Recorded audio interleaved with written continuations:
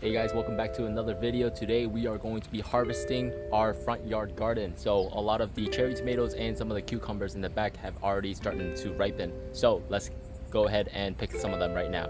It is now mid-July and all of the tomatoes are starting to ripen on the vine. And here we have the cherry tomatoes. Just look at this beautiful vine of cherry tomatoes. You see the color gradient changing as I'm going down. So I also want to give you guys a brief update on some of these tomato plants. So a lot of these are looking great. They have grown about 5 feet tall, but some of them are stunted. So this sun gold right here looks like it is in really bad condition. I don't know what happened, but it came down with some kind of disease. A lot of the lower leaves were killed off, but there is some new top growth and it is looking just fine. But can't say the same for this sweet million right here. This one had a disease and it is not looking good at all. There's no new growth, and this is something that I'm just gonna have to rip out.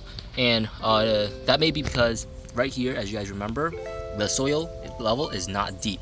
This is where the old walkway used to be, and then we redesigned our whole front yard, and the soil here is probably only like 3 inches, so I added some more, but obviously that wasn't enough since we had the 2-3 weeks of no rain, and I'm assuming this part dried out too much for this plant to survive, and I did not do a good job of keeping this part watered. And we also have this one right here that does not look good on the main stem and on the side stem right here. So this one I'm probably just going to have to take out as well.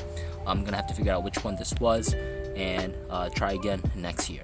And just an update on my cucumber trellis. It is working really well. It already has grown to the top, and I didn't have anything like this last year. I only trellised it up a single stake, and that was a big mess. But after this year when I created this trellis, it made it a lot easier for me to find the cucumbers and not let any ripen on the vine. So this was a huge success.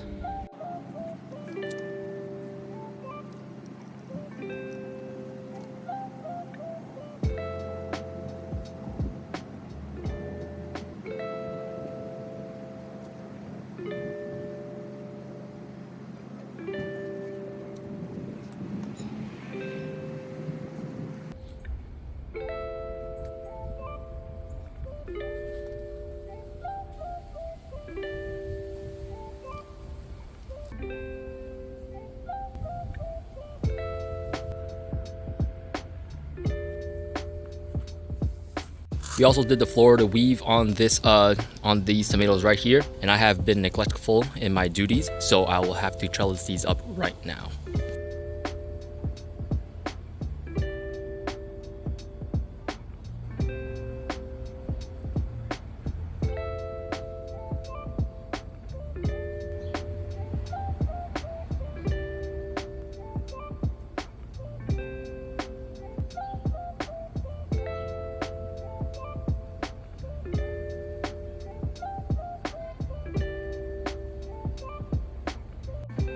All right, so I just got done, and you can see from my bad Florida weave, it looks pretty bad.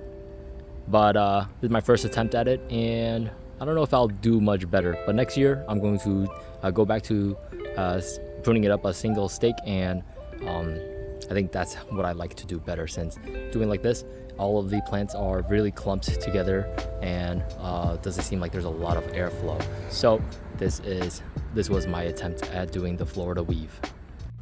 All right, so this is the harvest that I got from my garden.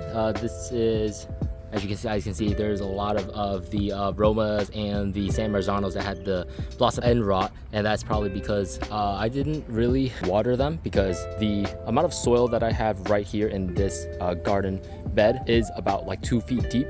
So I felt like the roots were able to go down deeply and tap into the water that was all down there. But I didn't take into account that it was not going to rain for the past 3 weeks, and that it was going to be in the 90s the entire time.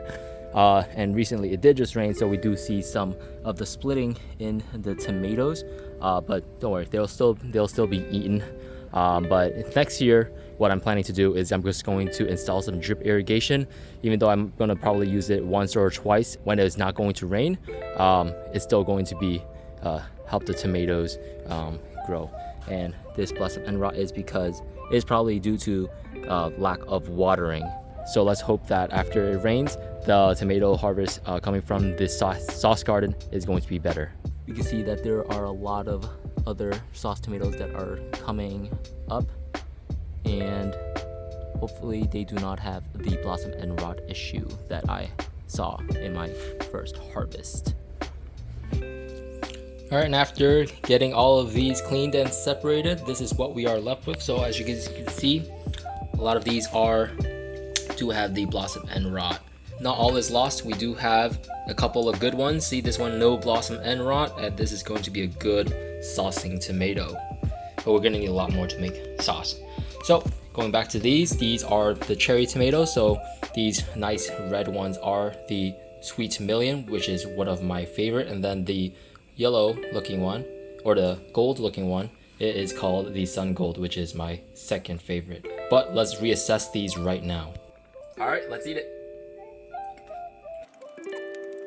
Still very good, still very sweet. The skin's a little bit on the thicker side, so that's not something that I'll enjoy, so I'll probably just spit it out. But the flavor is right there, it's still there. All right, now let's have the Sweet Million. Sweet Million, much sweeter than the Sun Gold. The skin is a little bit thinner, which is something that I enjoy, and it really does taste like candy straight from the garden. So that is my review.